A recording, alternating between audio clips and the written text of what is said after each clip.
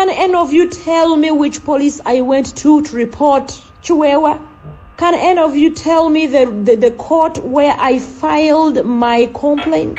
Can you tell me what police station? I cannot waste time on Chiwewa.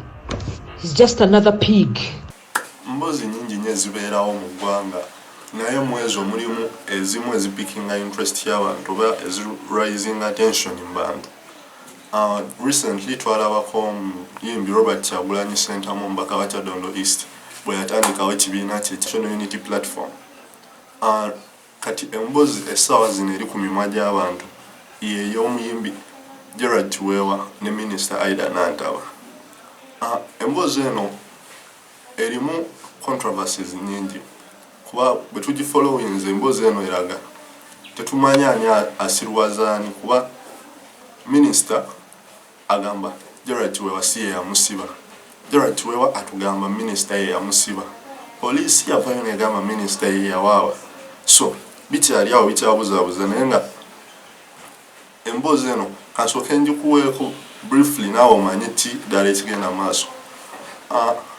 Omuyimbi Gerald Chiwewa yakwatibwa ku lunaku olwokuna era nga yayitibwa police ne muyita nti baagala bakolera akalango nga beekwese tebamugamba nti basirikale wabula bamugamba nti baagala kukola kalango. So omuyimbi ono n'abalagirira maka ge maganjo ne bajja mu kujja ne bamukwata n'atwalibwa ku poliisi era kigambibwa nti yatwalibwa ku kitebe kya poliisi ekibuli. Police ensonga gye yawokwasa omuyimbi ono ke kayimba ka Nantaba ke yayimba. Pozigwa akayimba kanene atakamanyi kansooke nkakuweko katini nnyo owulire ebigambo ebikalimu nawe wejajingira owulire oba akayimba kano ddala kalimu omulamu ogukwasa omuntu. Nantaba naye ajja kussa omwana waffe bamukuba bayimba nti mboko zaake. Bwe twogeddeko ne Minister Aida Nantaba ebintu binavuddeyo n'abyegaana. Nagamba ye Gerald Chiwewa talina budde bwe tasobola kutwala budde bwe kubumalirako nti amusibe era n'avaayo n'agamba nti erinnya lya Nantaba linnya lituumibwa abantu aba buli kikula si liryo lyekka talinaako ownership era n'akkaatiriza nti ensonga eno erabika nga waliwo bamafiya bagezaako okumukuba okuttata n'erinnya lye.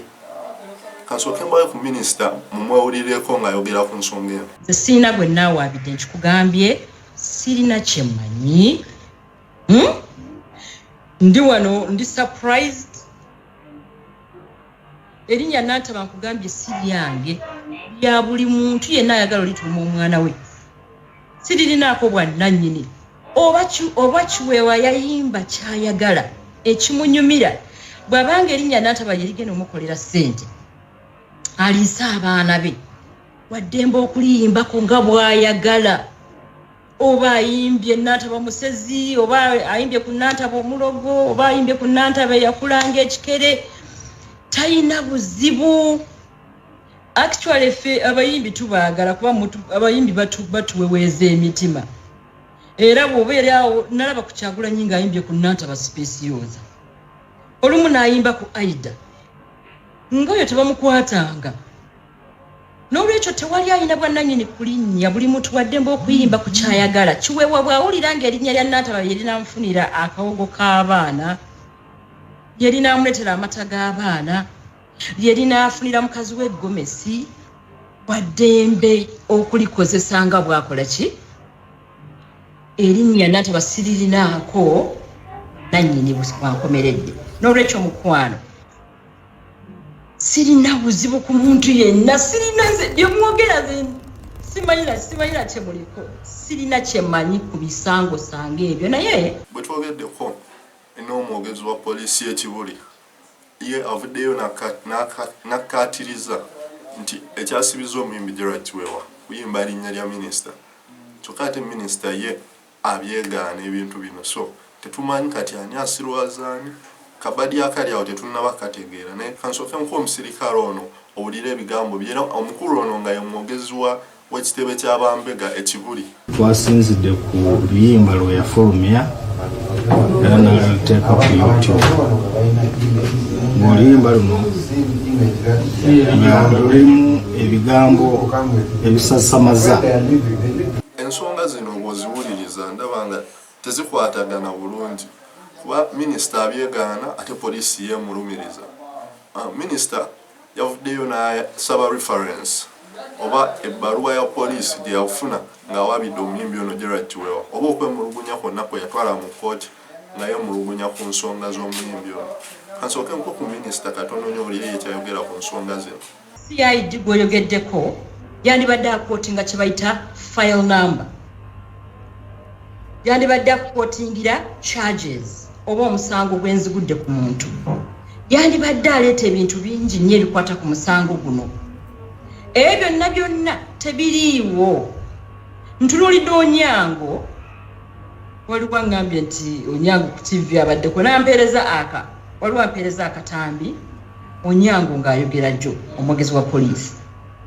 Nengamba oba Kiweewa yayagadde mu Onyango kyekyakwasiza Kiweewa.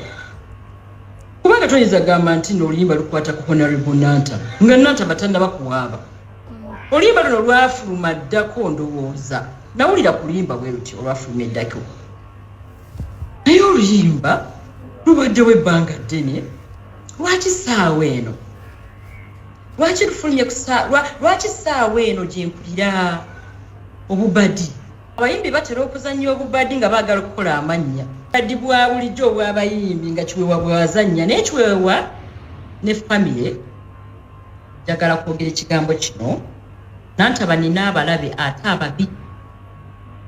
Nina abalabe batujju, bakambwe, bakozesa poliisi, basobola okukozesa buli kibasobola kubanga babuyinza.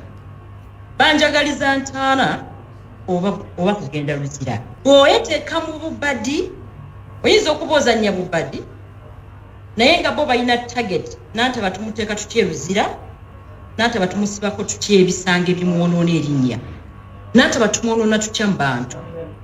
Banzanyidde wano akatambi k'abayimbi. Abayimbi bavuddeyo nga bakulembeddwa Sophie Gombya nga banjogerera amafukule. Waliwo omuzungu kyayita voice of reason. Alright? Gatonnafulumya kigambo. The voice of reason must prevail over your emotions. Bakuyise gwe ng'omuyimbi ojja oyogere ku Nantaba. Tosoose genda kwetegereza Nantaba gwe tuvunaana, bino bye bamuvunaana bituufu. Mu kwongera okunoonyereza ku mboozi eno twafunye clip y'omukulu Gerald Kiweewa nga annyonnyola ensonga ezamukwasizza n'engeri gy'ayisibwamu mu kkomera gy'ali essaawa zino. Era kansooke nkweka clip kaneeno katono nnyo kawulirize owulire ate sayidi ya Kiweewayo. Nga si omusango gumukwasiza naye batuusiddwayo ekibuli ne babaako bibandaga genda nebikooyo ku ssaawa nga bipya. Kakati olwalengera nziguddwako omusango bandaze omusango musitatimenti gyembadde ngenda okukola nga kugamba kukuma bantu muliro mbunze nayimba ennyimba nga nyimba ku minisita. Wabula kansuubire ebigambo bya Kiweewa obyewuliridde naawe. Ne looya we Shamim Malende amuwolereza obudde buneeno by'ebigambo bye bimu byakkaatiriza era nga agamba client we bwe yayogedde naye amugamba ensonga y'emu nti erinnya ekyamukwasiza linnya lya minisita. Ate minisita abyegaana. CID ekakasa nti minisita ye yasibiza Kiweewa. So emboozi eno tetunnabategeera bulungi kikituufu ekigirimu wabula kansooke nkuwe ku looya wa Kiweewa Shamim Malende ye ate owulire ye bw'ayogera ku nsonga eno. Omusango omukulu gwakwasizza Gerald Kiweewa bagamba mbu yakuma mu bantu omuliro, inciting violence. Bwe yayimba oluyimba olwa Nantaba bo enzivuunula yaabwe balabanga yali agamba Honorable Nantaba, ensonga za Honorable Nantaba ne Honorable zaake. Ensonga eno tetunnabategeera bulungi butuufu bwayo wabula okusinziira ku bigambo bye twakafuna okuva ku sayidi zonna tulabira ddala nga mulimu amakoona mangi mu mboozi eno oba story eno gye tufuna kuba bwe twogeddeko ne family y'omukulu Gerald Kiweewa omukyala we n'abaana batunnyonnyodde ku ngeri omwami ono gye yakwatiddwamu era n'omusango ogwabagwambiddwa ogumuvunaana. Omukyala ono yakkaatiriza nti omwami ono bamunonye mu maka ge Maganjo era nga poliisi yazze n'emukwata wabula yatwaliddwa ku kitebe ky'Abambega ekibuli ng'ensonga gye babagamba emukwasizza yeeyo okubeera nga yayimba erinnya lya minisita. minister abyegaana CID ekatiriza minister yabawa olukusa oba ye yawaabira Kiweewa. So tetunategeera bulungi makulu gali wano oba kyekituufu nti abamu kuba abamafia oba tetunabategeera naye nga tugenda ba emboozi eno tuyongera ogifolowinga tumanye ddala amazima mu yo galiti. Kansooke nkuwa omukyalo ono n'abaana be owulirize baate bwe boogera ku mboozi eno, then tugenda banga tujajinga wamu naawe nze naawe omulabi wange tulabe ddala emboozi eno amakulu gaayo oba obutuufu bwayo buliwa. Soka owulirize omukyalo ono nkomewo. Amugamba mbuno waliwo abakunoonya obakolera akalango nga kuwakoledde Siraaji. Kakati abasajja abazze wano okukwata omwami wange bagambye mbuno bamukwatira luyimba lwa Nantaba.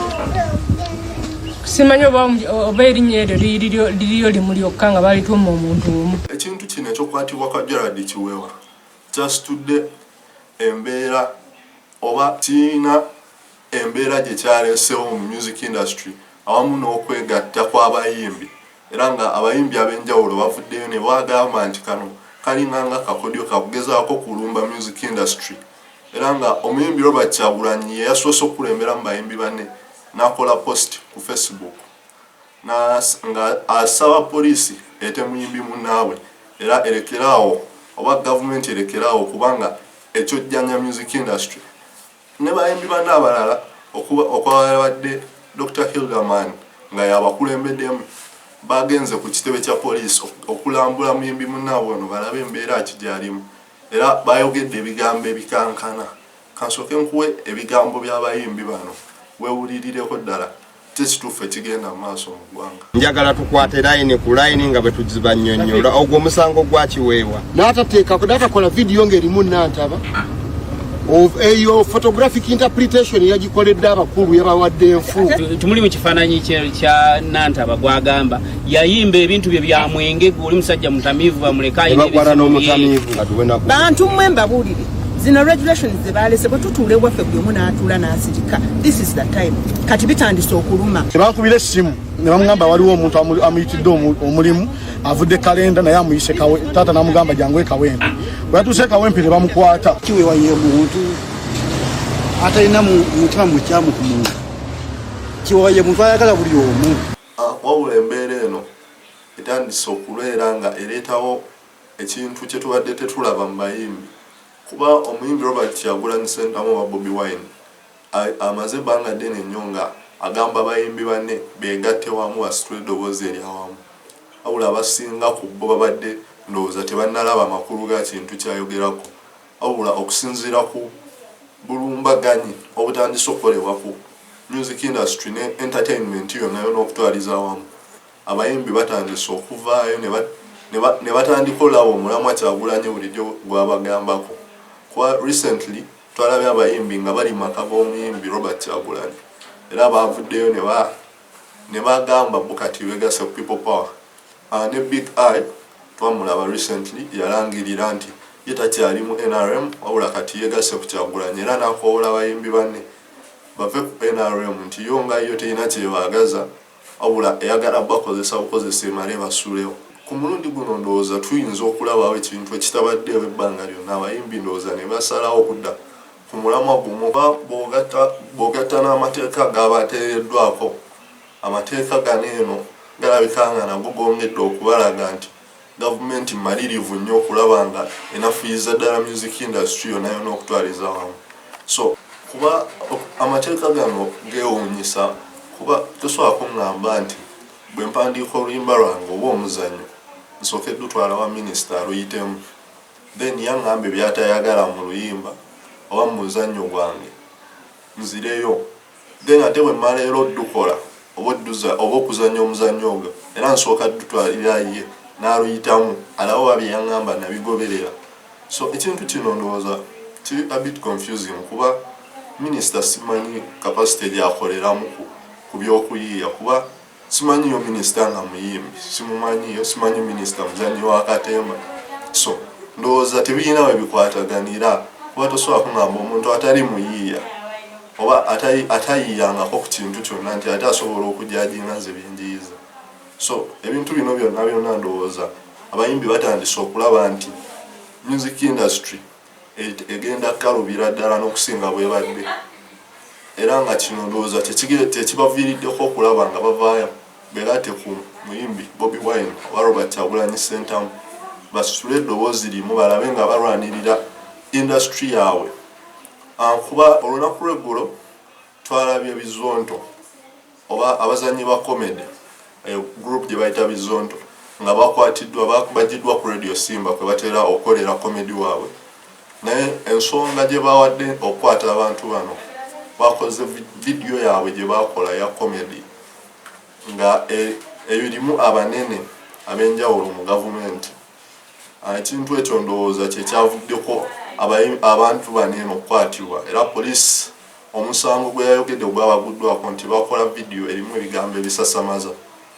Video eno ndowooza bw'oba tonnagifuna simanyi naye nze ng'omu nagiwuliddeko sinawulira bigambo biri bisasamaza kuba mu bigambo byabwe bayogedde ku bantu abali mu bifo ebyenkizo mu gavumenti n'emirimu gye bakola mu ggwanga era ne basaba abaana babasabire. Ekintu kyensuubira nti si kibi kuba okusaba abaana basabire abakulembeze baabwe tekiba kibi wadde n'akatono.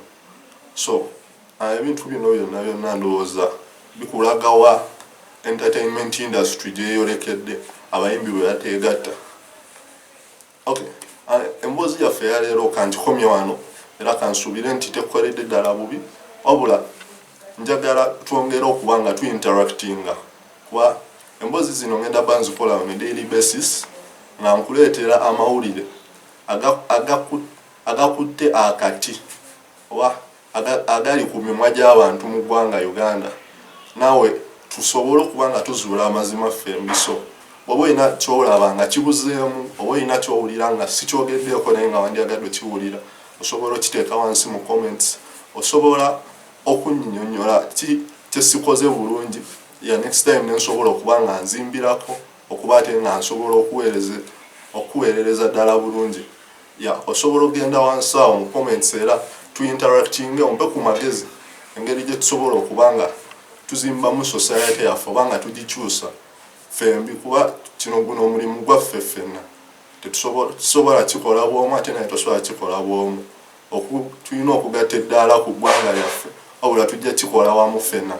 Nambarege manya gange muno gwe mukutu gwebaddeko mbaagala nnyo mweraba.